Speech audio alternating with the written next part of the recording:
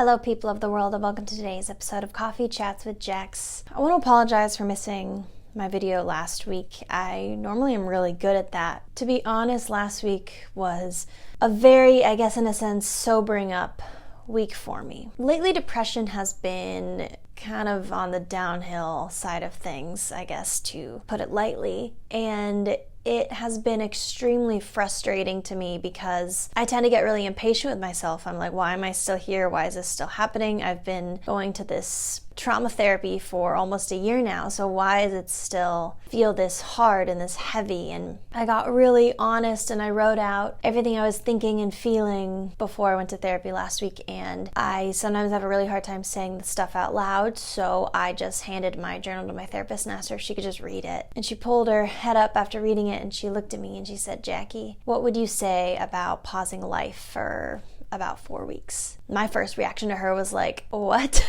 And then it was like, yeah, cool, where are we going? Let's go on a vacation. Like, I had no idea what she was talking about. Turns out she was talking about going to a treatment center. When she said that out loud, it horrified me. I just lost it. I started sobbing because I don't know how familiar you guys are with my story on here watching this, but I guess I wrote about it in my book. But the first time I got really honest and open about the nitty-gritty truths in my head as far as depression, anxiety, and an eating disorder go was when I was in Boston, and the people that I told ended up sending me away to the other side of the country, and I wasn't supposed to talk to them again. And these people were like family to me, so it kind of felt like the truth that became my new truth was that if I open up and share, then I'm gonna get sent away and I'm gonna be alone. I'm really good at putting on the face and pretending everything's like super fine and chill and whatever. I'm really good at that. When my therapist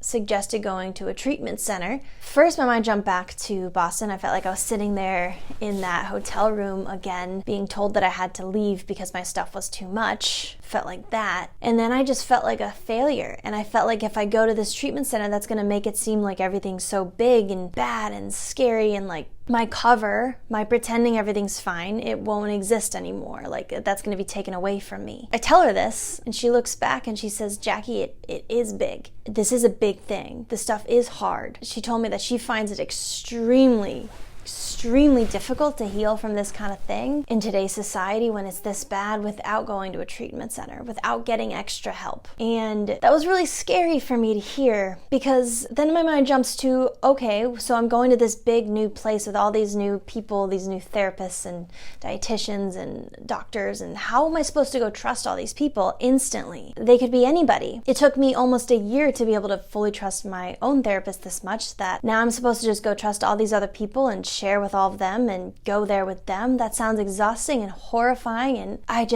I'm scared.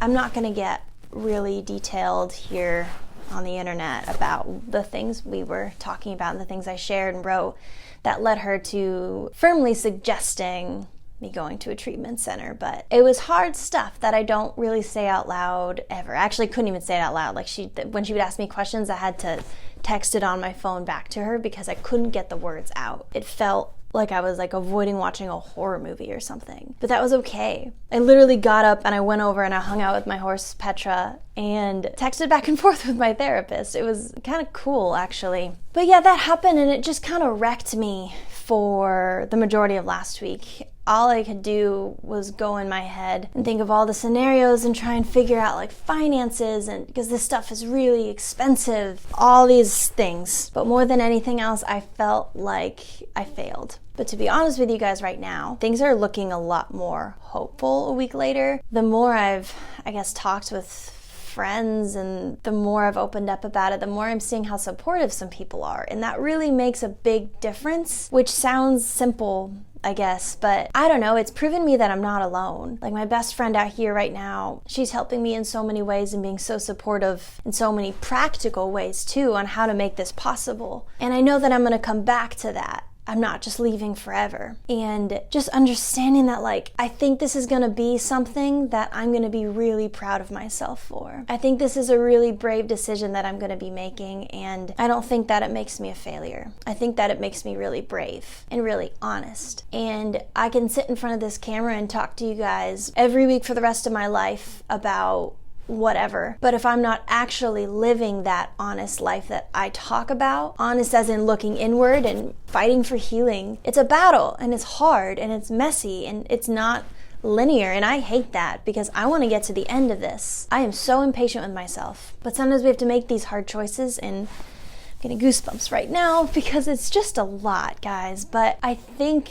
I'm going to be okay. I'm in it. We're in it together. I think everyone has their own way of fighting through these journeys and stuff, and we're on a team. So thank you for supporting me and caring. And I don't know how much I'm going to be able to emotionally, mentally, and just schedule-wise make these videos while I'm there, but I will try. At least I'll keep you guys posted, maybe on like a newsletter or something when I'm there. I don't know. I'll give you more details when it gets closer too. Thank you so much for watching this video. Thank you for cheering me on and making any of this possible. Thank you for supporting me on Patreon too. All the money from Patreon is going to be going towards that right now because it's a lot. So thank you for your pledges. It means the world to me that you want to support me in that kind of way. And just to have you on my team and to know that you believe in me and what I have to say. And I love you guys, and I will keep you posted and see you next week.